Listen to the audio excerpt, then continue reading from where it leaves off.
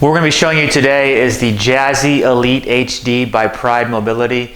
Pride Mobility changed the seat on these units about 6 months ago to a new style of seat, so we're going to do a new video showing you the new style of seat. The base has stayed the same, but the seat did change. So this unit is a 450-pound weight capacity power chair. Gets you about 9.6 miles on a full charge, and that's also depending on the person's weight and the terrain that you're going to be driving the unit in. There's a couple things that we do like about this unit in particular. The 450-pound capacity is nice. It has 14-inch solid foam-filled drive tires and 6-inch casters in the rear. With having 14-inch drive tires like that, it does give you a 3-inch ground clearance. So some people do need a ground clearance for where they're going to use it, whether it's in the yard or going over bumps. So you do have a 3-inch ground clearance on the unit. A couple things to note about this unit is some of the specs online, a lot of manufacturers give you the total length of the unit with the foot plate folded up, and that's not a real indication of what the total length of the unit is. So this unit here is 41.5 inches in total length from the tip of the foot plate to the rear caster wheel. So you might see 35 inches, you might see something different, but a lot of times what they do is they're measuring the chair like this. And so unless you're a double amputee, that is kind of useless. So what we will do is I will go over some different things that they made changes with the seat on this unit here. You can get this seat. This is a 22 by 20 inch, but it's a depth adjustable seat. So there are a couple screws underneath the seat that you can loosen up, and you can actually make this seat 22 inches in depth. So right now it's set up at 22 wide, and at the widest point it actually measures 23, but they're probably getting a 22 back here at the smaller distance, but it's 23 all the way at the tip. And then it's 20 inches in depth, but like I said, you can make it up to 22 inches in depth. They have one seat that's a size smaller, that is a 20-inch wide seat by 18 inches deep, but you can make it a 20 by 20 seat because it does have a slide. So with this type of unit, if you tuck your arms in flush on either side of the chair, you're going to be at about 27.5 inches. That's if you tuck the arms in. So that's what you need total width clearance, because once again, you'll see a lot of specs online that said the total width of the chair is 24 inches wide, but that's only measuring the wheelbase from outside of wheel to outside of wheel. Another spec that you'll see a lot online is turning radius. So I think this unit's about 24 inches of turning radius, but that's only telling you from wheel to wheel what it takes for those wheels to turn in a circle. Where a lot of people need to know, what's my actual length that I need to turn it in a circle? Not the turning radius, but how much room do I need? So, hi, my name is Alex, co-owner of Marc's Mobility. If you have found this video useful, please click on the subscribe button below. If there's something else you would like to see, please leave a comment below in the comment section. Enjoy the rest of this demonstration. So with this being about 42 inches long and being a front wheel drive unit, you're going to need about 45 to 46 inches of total room to turn that in a circle. The joystick is very nice. All you have to do is push the joystick directly to the side, either left or right, and it will turn in basically its own length. So if you hold it directly to the side, you will see how it begins to turn like that. On this unit, the arms do flip up on either side and they do expand out. So currently, with this current setup, right now, you have about 23.5 inches in between the arms, but you can bring them out about 3 inches on either side. So you can really have 27, 28 inches in between the arms of usable space. So if you're a larger person or you have heavy snow jackets or things like that on, you can give yourself more space in this unit. The seat back is also up to the 22-inch wide seats. They still have what they call limited recline, which is 110 degrees of limited recline. So all you have to do is pull the handle and then you can recline back. It's about 3 inches from 90 degrees or straight up angle.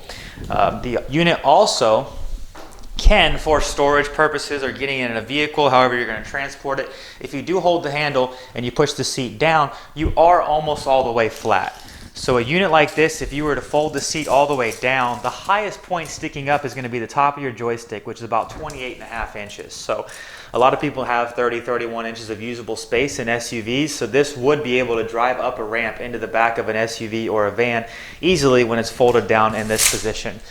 To raise the seat back up, you pull the handle and you lift. This joystick can go either on the right-hand side or the left-hand side.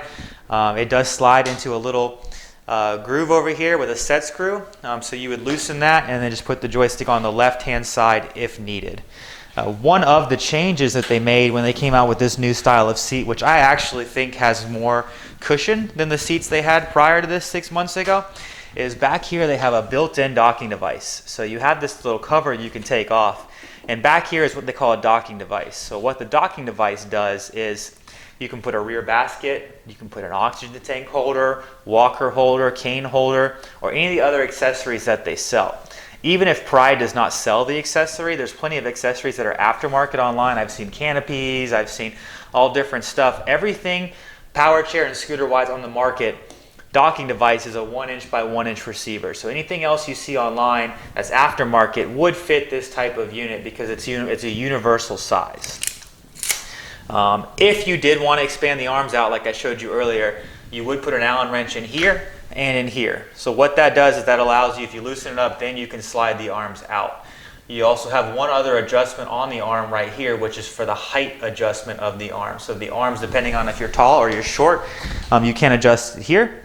The last adjustment that you could do on these arms is you have a set screw right under here underneath the arm. So if you put the set screw out farther, what it's going to do is it will stop your arm at a higher tilt if it's down lower. So that is how you adjust the tilt of the unit.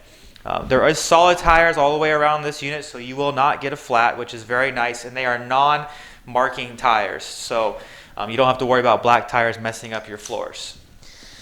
This unit takes 55 amp batteries. It's pretty easy to access these batteries. There's 2 knobs back here in the back. You loosen these knobs and this rear cover just lifts off, and you have 2 batteries that slide right into this tray.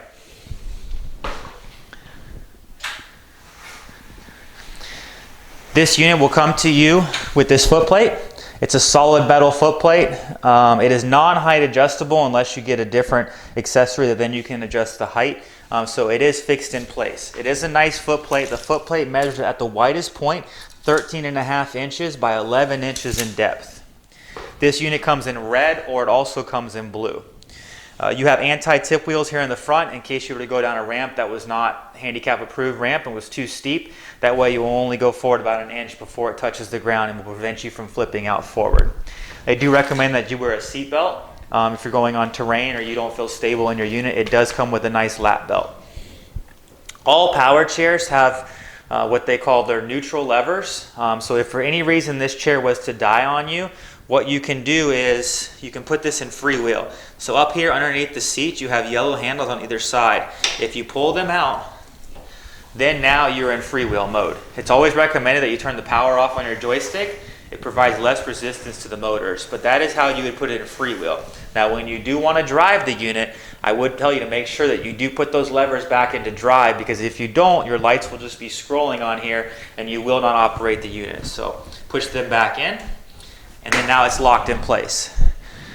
A common mistake that if you want to come over here and look at the joystick that a lot of people do with these units is when they go to turn them off, they hold their finger down on the joystick.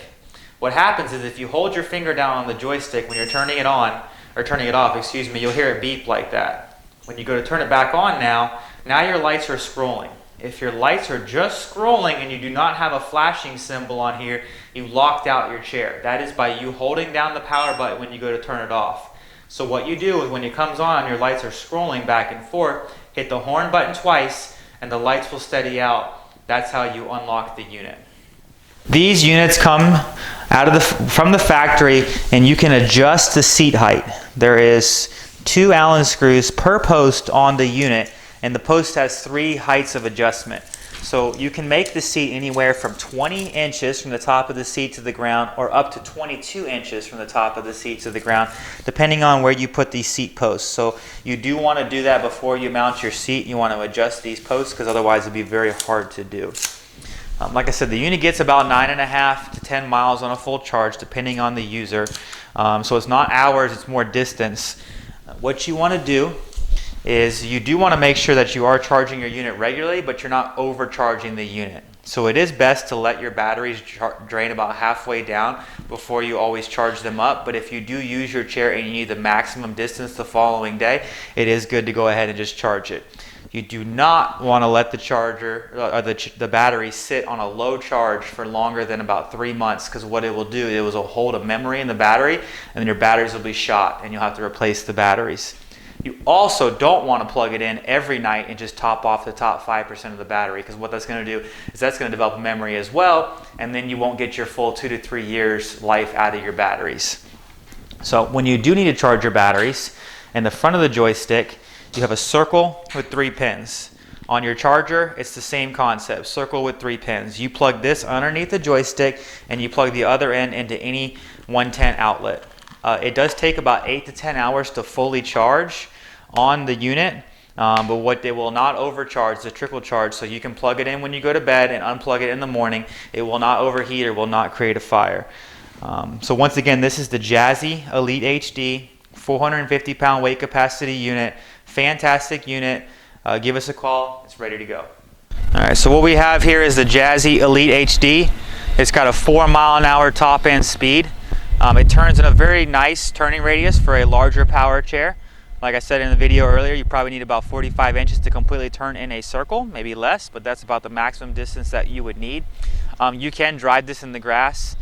Like I said, you do want to make sure if you do go off-road that you do have your seatbelt on and that you're not going in something that has major potholes. The one thing that you want to avoid is, like anything, you want to avoid soggy bottoms, stuff that's rained, or sandy ground. Sand that does not really go well with any type of power chair.